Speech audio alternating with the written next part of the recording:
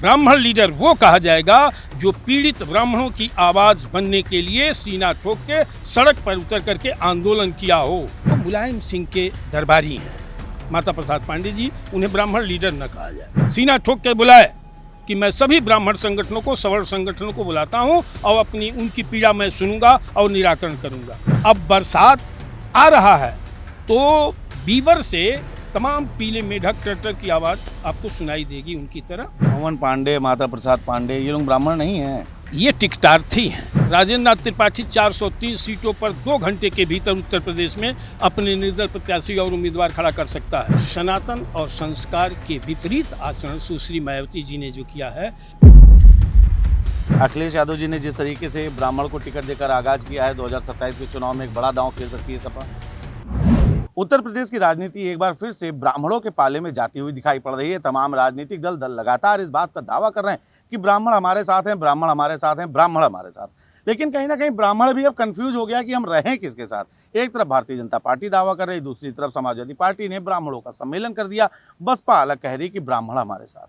हालांकि समाजवादी पार्टी ने जो ब्राह्मण सम्मेलन किया वो पंडित जनेश्वर मिश्र की जयंती के ऊपर जो कार्यक्रम किया गया उसमें ब्राह्मणों की एक बड़ी संख्या थी, और जिसके बाद तमाम ऐसे बयान भी आए जो सोशल मीडिया पर इस वक्त जमकर वायरल हो रहे हैं। लेकिन इन सब के बीच में आखिर ब्राह्मण समुदाय का रुख क्या है, वो लोग क्या सोचते हैं जो ब्राह्मणों का प्रतिनिधित्व करते हैं, इस बात को लेकर चर्चा करने के लिए हमारे साथ जुड़ेंगे पंडित राजेंद्र नाथ त्रिपाठी जी। पंडित जी, इतना बड़ा ब्राह्मण संगठन आपका, लाखों की संख्या में कार्यकर्ता, ब्राह्मण सम्मेलन हुआ, क्यों नहीं गए आप लोग अखिलेश वाले कार्यक्रम में? कहें हम उनके गुलाम हैं क्या? वो ब्राह्मण सम्मेलन थोड़े ही था, वो स्वर्गीय जनेश्वर मिश्र जी की पुण्यतिथि थी जिसमें प्रदेश के सपाई जुटे थे और प्रदेश के सपाई जुट करके उनके जो मनाया जाता है उसको मनाए। वो ब्राह्मण सम्मेलन नहीं था। ब्राह्मण सम्मेलन रूप देना ये बेईमानी है। ब्राह्मण सम्मेलन चैलेंज करके करावे ना कि आज ब्राह्मण सम्मेलन है, पारदर्शी होगा। अच्छा, तो ये पवन पांडे, माता प्रसाद पांडे, ये लोग ब्राह्मण नहीं हैं, ये टिकटार्थी हैं और एक दल विशेष, राजनीतिक दल के विशेष रूप से ये कारिंदे हैं, ये गुलाम हैं। चाहे किसी भी दल में कोई हो जो ब्राह्मण है, वो ब्राह्मण लीडर नहीं है। ब्राह्मण लीडर नहीं कहा जा सकता। ब्राह्मण लीडर वो कहा जाएगा जो पीड़ित ब्राह्मणों की आवाज़ बनने के लिए सीना ठोक के सड़क पर उतर करके आंदोलन किया हो। बता दें, माता प्रसाद पांडे कौन ब्राह्मण लीडर है? कितना इन्होंने सड़क पर उतर करके आंदोलन किया? कहेंगे कि हम ब्राह्मण लीडर हैं? कोई बता दे ना। ब्राह्मण लीडर वो कहा जाएगा कि जानवर की तरह सताया गया ब्राह्मण, प्रताड़ित किया गया है, उसका आंसू पोंछने की आवाज़ सदन में कौन बना? क्या सदन में ये बात नहीं उठा सकते माननीय माता प्रसाद पांडे जी? क्यों नहीं उठाया उन्होंने? कितनी समस्याएं, हजारों समस्याएं आई हैं। किस मामले को लेकर के वो विपक्ष के नेता के रूप में हमलावर हुए या उन मुद्दों को उठाए? कहीं कुछ नहीं। वही एक टाइटल है किसी दल विशेष के यहाँ, और वो मुलायम सिंह के दरबारी हैं माता प्रसाद पांडे जी, उन्हें ब्राह्मण लीडर न कहा जाए।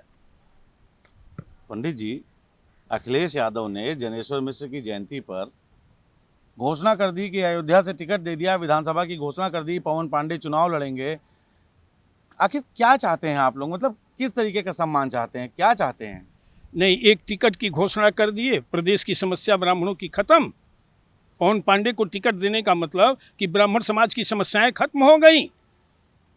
ब्राह्मण समाज की समस्या खत्म अगर करना है इस देश के, प्रदेश के किसी राजनेता और राजनीतिक दल को, तो खुलेआम बैठक बुलाए, सीना ठोक के बुलाए कि मैं सभी ब्राह्मण संगठनों को, सवर्ण संगठनों को बुलाता हूं और अपनी उनकी पीड़ा मैं सुनूंगा और निराकरण करूंगा। है किसी राजनीतिक दल के मुखिया के अंदर दम? एक किसी के एजेंडे में, सपा, बसपा, भाजपा, कांग्रेस के एजेंडे में कहीं ब्राह्मण और सवर्ण हित है ही नहीं है दूर दूर तक। तो वो ब्राह्मण सम्मेलन क्या करेगा? वो तो रही इतना चर्चा। अब चुनाव है ना, अब बरसात आ रहा है तो बीवर से तमाम पीले मेढक ट्रैक्टर की आवाज़ आपको सुनाई देगी उनकी तरह।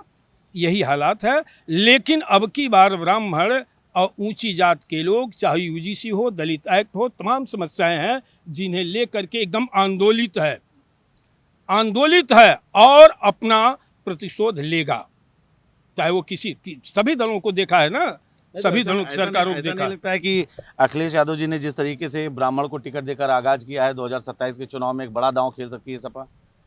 खेले, ब्राह्मणों को टिकट दे, जिनको जानते हैं सभी दल दें, देना चाहिए। यही तो, तभी तो इनका सच्चा प्रेम आएगा कि कै प्रतिशत दे रहे हैं।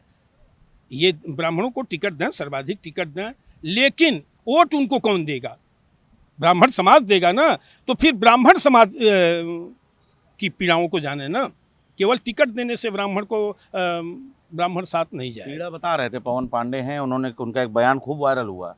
वो कह रहे हैं कि आपके जो पार्टी के, माफ़ कीजिएगा, जो भारतीय जनता पार्टी के हैं, डिप्टी सीएम ब्रजेश पाठक, उनकी एक होमगार्ड भी नहीं सुनता है। कितना हास्यास्पद उनका बयान है। होमगार्ड को किस रूप में जाते हैं? वो प्रदेश का एक जवान है, सम्मानित है वो भी। अगर उसको इतना सम्मान अगर ब्रजेश पाठक जी दे रहे हैं तो यह एक समाजसेवी का बहुत बड़ा गुण होना चाहिए, और होता भी है। और सर्वाधिक भीड़ प्रदेश में अगर लगती है तो ब्रजेश पाठक जी के यहाँ। तो अगर कोई एक छोटा सा अदना कर्मचारी अगर नहीं सुन रहा है तो ये पीड़ितों की सर्वाधिक भीड़ ब्रजेश पाठक जी के यहाँ किस रूप में, आज कई साल से मैं देख रहा हूँ, जब से डिप्टी सीएम है, इतनी भीड़ क्यों लगती है? जब कोई होमगार्ड की बात वो करते हैं तो निचले स्तर तक का अगर कर्मचारी नहीं सुनता तो इतनी संख्या में वहाँ पीड़ितों की, ज़रूरतमंदों की भीड़ क्यों लगती? ब्रजेश पाठक की बात होमगार्ड नहीं सुनता है। यही लोकतंत्र है।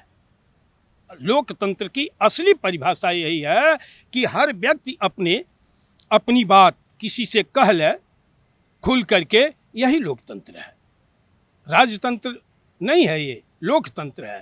तो उस अनुसार अपनी बात अगर होमगार्ड भी कह लेता है तो ये तो बड़ी अच्छी बात है, ये काबिल तारीफ़ है।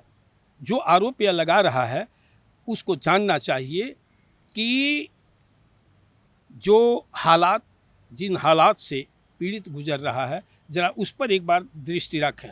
और जिस दल का कोई भी व्यक्ति आरोप लगाता है तो पहले अपने शासनकाल की बात देख ले, दोहरा ले कि उनके शासनकालों में क्या हुआ है। हजारों उदाहरण हैं, आपके चैनल पर किसी दिन डिबेट में बैठ कर बता दूंगा कि हजारों उदाहरण हैं। इस प्रदेश का ब्राह्मण जान रहा है, सवर्ण जान रहा है नैतिकता किसी राजनीतिक दल में? ब्राह्मण प्रेम वही मैं जान जाऊंगा कि वो अपने एजेंडे में घोषित करे कि मैं गरीब ब्राह्मणों को आरक्षण दूंगा। आरक्षण पर तो चंद्रशेखर कह रहे हैं आरक्षण मिलना ही नहीं चाहिए। ये मैं बता रहा हूँ, वो कोई राजनीतिक, चंद्रशेखर ही इस देश के सबसे बड़े लीडर हैं। राजनीतिक दलों के 45 सीटें प्रेम। त्रिपाठी जी, 45 सीटों पर उन्होंने टिकट वितरित किया है, उसमें एक भी ब्राह्मण और क्षत्रिय नहीं है। आप बता रहे नेता है, क्यों? आखिर ऐसा क्यों हो रहा है? आप लोगों ने इस पर कुछ सोचा? राजेंद्र नाथ त्रिपाठी 403 सीटों पर 2 घंटे के भीतर उत्तर प्रदेश में अपने निर्दल प्रत्याशी और उम्मीदवार खड़ा कर सकता है, इसलिए कि हमारे कैडेट्स हैं। तो क्या हमारे प्रत्याशी जीत जाएंगे? एक जाति विशेष से जीत जाएंगे? इसमें सबकी भावनाओं का सम्मान करते हुए टिकट वितरण जो होगा वो राजनीतिक दलों का विषय है, वो मैं नहीं कर सकता। जैसे आपने कहा 45 सीट दे दिया, मैं 403 2 घंटे में दे दूंगा, इसलिए कि हर जिलों में हमारे कैडेट्स हैं, संगठन है, मैं कर सकता हूं। मूलभूत जरूरत यह है कि समाज को तोड़ने का, बांटने का काम करने वाली ताकतें या नेता कभी भी इस देश और प्रदेश की राजनीति में सफल नहीं हो सकते हैं। जहर बो सकते हैं, समाज को लड़ाने का काम कर सकते हैं, बांटने का काम कर सकते हैं, काटने का काम कर सकते हैं, सोशल साइट पर टीआरपी बढ़ाने का काम कर सकते हैं, लेकिन लोकतांत्रिक तरीके से उनको अपने को स्थापित करने के लिए चलना पड़ेगा। अच्छा, एक दावा और भी किया जाता है कि बहुजन समाज पार्टी में ब्राह्मणों को बहुत सम्मान मिलता था। काफ़ी दुख का विषय है कि उमाशंकर सिंह जी जो उनके विधायक थे, उनका देहावसान हो गया है। मायावती जी पहुंची थी, काफ़ी भावुक हुई हैं, उन्होंने अपना भाई खो दिया। तस्वीरें आपने भी देखी होंगी। तो क्या लगता है ब्राह्मणों को, क्षत्रियों को सम्मान मिलता था? मायावती जी गईं, वो उनके इकलौते विधायक थे, उनको जाना चाहिए, कोई ये नहीं हुआ है। लेकिन एक चीज़ देख करके मुझे बड़ा तकलीफ़ हुआ है, और तुलना करेंगे लोग योगी जी से। ये सनातन और संस्कार के विपरीत आचरण सुश्री मायावती जी ने जो किया है कि हम 100 के पास जाते हैं तो जूता चप्पल निकाल करके जाते हैं और उनको नमन करते हैं, और मैं देखा हूँ कि जूता पहन करके उनको श्रद्धांजलि दे रही हैं, पुष्प अर्पित कर रही हैं। यह हमारे सनातन के विरुद्ध है। मुझे लगता है कि वो भी जिस धर्म को मानती होंगी उसमें भी इसकी आज़ादी और स्वतंत्रता नहीं है। एक अंतिम सवाल आपसे पंडित जी कि 27 में ब्राह्मण किसकी तरफ देख रहा है?